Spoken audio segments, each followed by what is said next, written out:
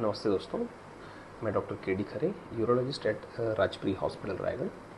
मैं आप लोगों से आज पुरुषों में होने वाली एक बहुत ही कॉमन परेशानी के बारे में बात करने के लिए उपस्थित हुआ हूँ, जिसमें पेशेंट प्रेजेंट करता है कि पेशाब का रास्ता जो है पतला हो गया है। तो इसके मुख्यतः 4 रीज़न होते हैं जिनकी वजह से पेशाब का धार पतला हो सकता है।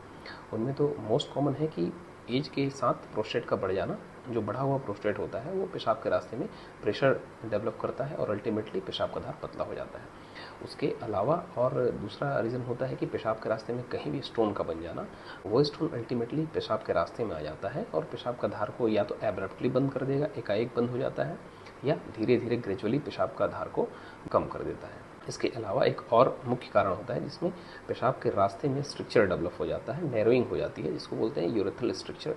ये एंटीरियर यूरेथ्रा या पोस्टीरियर यूरेथ्रा कहीं भी हो सकता है, लेकिन मोस्टली ये एंटीरियर यूरेथ्रा वाले हिस्से को ही इन्वॉल्व करता है। चौथा और जो आखिरी कॉमन रीज़न होता है, इसमें पेशेंट हिस्ट्री देता है कि पेशाब के रास्ते में कोई ऑपरेशन हुआ है या पेशाब के रास्ते में कोई इंस्ट्रूमेंटेशन की हिस्ट्री देता है। इंस्ट्रूमेंटेशन के बाद भी पेशाब के रास्ते में फाइब्रोसिस डेवलप होता है और वो फाइब्रोसिस अल्टीमेटली पेशाब के धार को कम कर देता है। अगर आप ऐसी किसी भी परेशानी से जूझ रहे हैं तो आप अपने नज़दीकी यूरोलॉजिस्ट से संपर्क करें।